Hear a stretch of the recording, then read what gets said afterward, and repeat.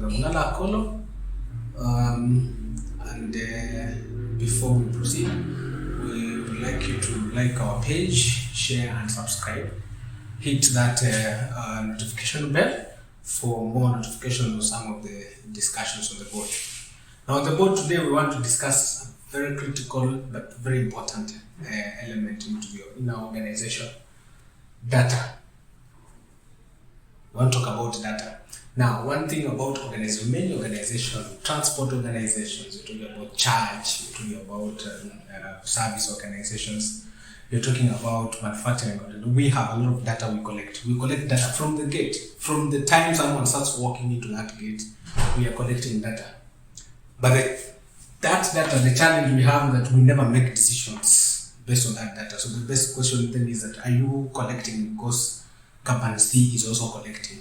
What is the purpose of collecting that data? So this is what we're calling here data-driven decision making. And we just want to have a conversation around that so that we can understand how data can help us to make decisions. Now, processes in an organization, each and every process will come with accompanying data. And that's what I was saying, when people are walking in the morning, you'll see the gate man recording the time, or if it's biometrics, that is all data. When you walk into the facility and maybe you are dispatching vehicle, you are collecting data. When you're weighing, you're collecting data. So data is literally collected at every process in an organization. Now, every process, there must be an objective, because there's an objective behind why that process is in place. That process might have some activity, either an activity or a set of other activities to complete that particular process. So the objective, for example, is to ensure we need to know how people or what time people are coming into the organization. So the activity there is for people to clock in when they're coming. So that process and data is started to collect at the gate, and many other processes within the organization. Now, so when you define by saying we shall clock in, you are defining what to collect or what to analyze. What information do you want? So you decide, okay, every time they're coming, we want to know who came in, what time did they come. So you are defining what exactly do you need that you look at it for purpose of analyzing. Now, that then brings in, because that data, it is in form of time, it's in form of names, and as a leader in an organization or a process leader who has that information that has already been collected, you need to transform and clean it. You need to transform that data. Now, transformation is here because you might want to know which department, because initially people are just walking in, they're clocking, so it's just collecting name and data. But when you talk about transforming and cleaning data, now you may want to start analyzing it into groups. That's what we're talking about, transform the data and clean it. So it can start giving you some certain information as far as that particular process is concerned.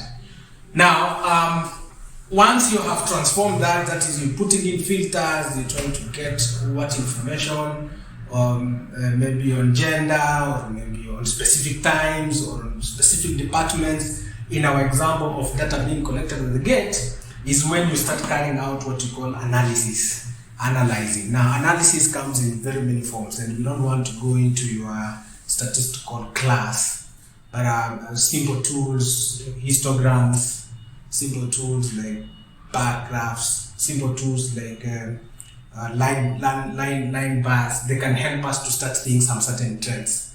So at this particular point, even just understanding the mean, the median, and the averages, it will help us to start seeing some certain indicators within that particular process. So this is what we're calling analysis, and you don't have to be a statistical student to be able to understand some of those things or to be able to do this particular analysis. Now, once you have done that analysis, you will pick some signals, some trends, some direction on where this particular data is going, and that direction is what you're saying. Can you then translate data insights into some certain action? Some insights, because some certain insights will start coming in. Because you, for example, you can be from our data at the gate, you can start seeing some specific trends, and data picks our behaviors in the organization. You may not realize it, but giving an example of someone coming to work, you may just realize that every Thursday that person comes on a specific time. Now, those details are in our behaviors, and data will pick those behaviors. So when we say now translate that into insights, you are now able to take some certain action. Like for example, you realize some certain people don't come in on time on a Thursday or a Friday. Of course, there's a reason why. So the action we're talking about, if you have a meeting, either you need to avoid having that early, or you need to be able to communicate adequately for you to be able to make sure that they are on time, using our example here. Now, that example we've used here is just for data that is available from when you are entering the gate, when we are collecting those, when we are logging in those logbooks, or when we are using those biometric systems. There's a lot of data, which we rarely look into it, we rarely analyze, we don't even know, and that is just the basic. So as we move into, let's say, production processes, so we collect a lot of data from weights, we collect a lot of data on our pasteurizers, we collect a lot of data from our calibration systems or programs, we collect a lot of data from our machines that we use to do production. We collect a lot of data, transport industries, a lot of data we collect in terms of breakdowns and so on and so forth. So that information, we need to learn how to analyze the process and data so that it can help us to make some certain decisions. Because once you translate into insights, it gives you a better position to be a better decision maker than working from what you call gut feeling. You know, you just feel that people should come on at 8 on Thursday. No, you need to be guided by that. So there are a number of benefits which comes with that type of thinking, or what you call data-driven decision making. One is the reducing costs.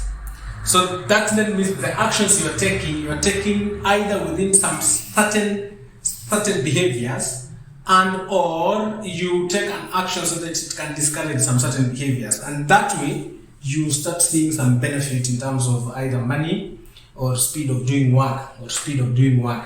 Of course, there are a lot of continuous improvement programs which you can have to have a discussion with them, processes which we can help you as an organization to collect data.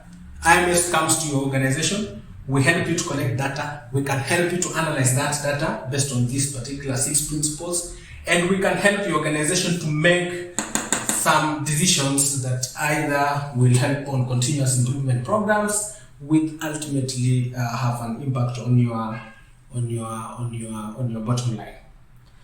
But data is also very good, especially when you are working in the departments, because assuming like you're in a production process, engineer is handling a machine. When you collect data, it makes decisions to be made, because decisions in an organization is a compromise of 2 things. A manufacturing person is looking at output, someone who's supporting in verification is looking at quality, and sometimes you need to make a decision, and when you have data, reaching those decisions becomes very good.